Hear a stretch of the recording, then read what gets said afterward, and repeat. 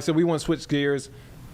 We want to take you now to Wisconsin because elected officials, legal experts, faith, and community leaders are holding a press conference on the FBI arrest of Milwaukee County Judge Hannah Dugan and the attacks on judges, courts, and constitutions.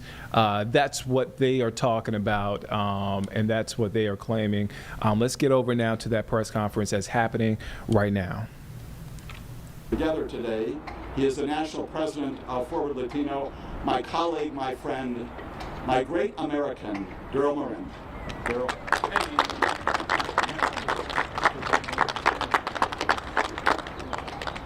Thank you, everyone. Appreciate you coming out today. Appreciate you staying here throughout this event. It's plain to see this has impacted every corner of our great state. I'd like to invite Patricia Ruiz-Cantu and Aline Figueroa, also officers of Forward Latino, to stand up here with me. Shortly after this press conference, we're going to be boarding a plane and we're going to be going to this nation's capital, and we're going to make the case that our Constitution does stand for law and order and must be followed. So, once again, my name is Daryl Morin, National President of Forward Latino. We're a nonpartisan, nonprofit and advocacy organization with members and affiliates across 29 states. I want to begin by saying thank you to all of these leaders from various political leanings, from various political or professional lives who've come together today to support our immigrant community, to support Judge Dugan, and who have come together to defend the Constitution of the United States. Yeah. Let's give them all a round of applause. As a nonpartisan organization, Forward Latino has always welcomed dialogue and exchange of ideas. We've worked with leadership in both political parties.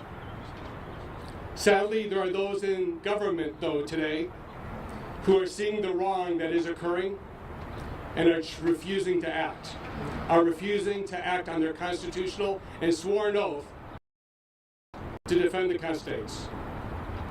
Yes, it's fine to say, it's true. There is overwhelming support to remove individuals found guilty of committing violent and drug-related crimes for the country. The nation agrees on this. However, that is not what is happening today. Under this administration, we are seeing individuals who came to the U.S. just seeking an opportunity to provide for their families and to raise them in a place that is safe. We see them being deported to CICAT, the prison in El Salvador. And we've all seen it on the daily news, nightly news. We hear the administration calling each one of them murderers, drug dealers, and even terrorists. Yet the government's own reports show that approximately 90% of all those we've sent to CICAT have no criminal record. Let me say that one more time. Approximately 90% of all those deported to CICAT have no criminal record.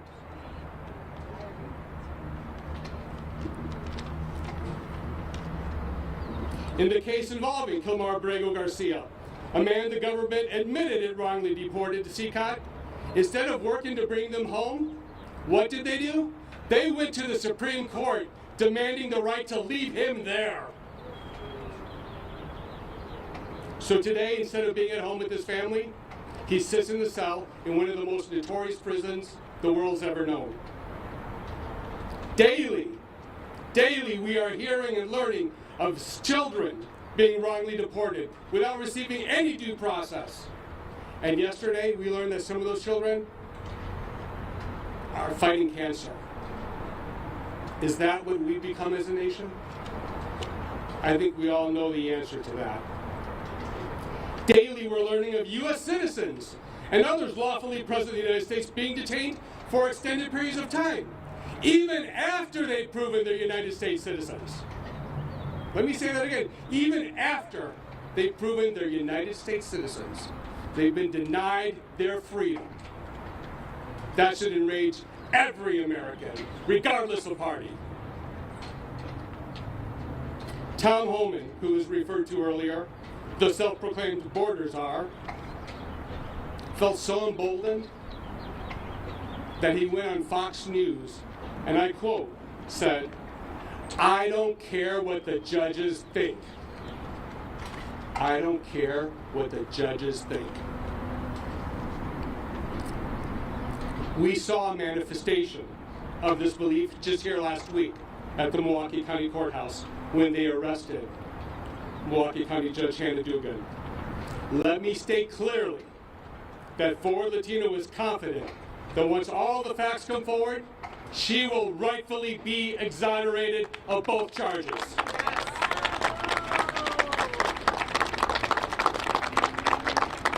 The FBI's agents used what's called an arrest for effect strategy. It's used to bully and intimidate an individual or group of individuals into submission. They came to arrest Judge Dugan, not at her home, but at the courthouse. They came with overwhelming force so they could subdue and arrest this 65-year-old female judge.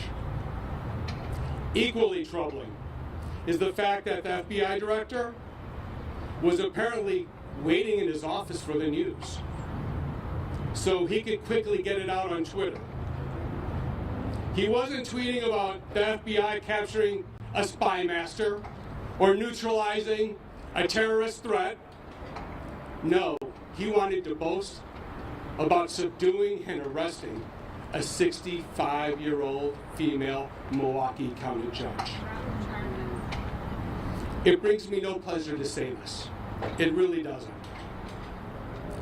But leadership has failed the men and women of the FBI, who are patriots all, Americans working day in and day out, often at great personal risk, not for some political agenda, but to keep us all safe. They deserve an apology. The country deserves an apology. And yes, Judge Hannah Dugan deserves an apology. The judiciary is an independent branch of government. The courts are the final arbiters of what is lawful and unlawful.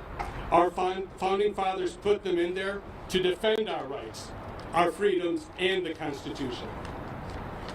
So for those watching at home, if you love your country, if you love our country, if you love freedom, you can no longer sit on the sidelines. This is too important. You must make your voices heard.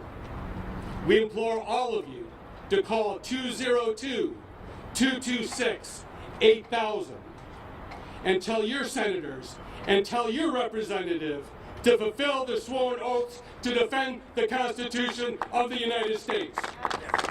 Tell them to use their congressional powers of oversight and the power of the purse to force this White House to stop attacking our courts. Thank you all for coming out once again. Thank you to all your great leaders and supporters and organizations. I also know we have the ACLU Wisconsin here. Where are you? Here we go. Thank you very much, Rob Cox, for coming out to join us. But last, I want to say God bless our hardworking, God-fearing immigrant community. God bless Judge Hannah Dugan. And God bless the United States of America, which we will ensure continues to be the beacon of opportunity and justice and freedom for the entire world. Thank you all once again for coming out today.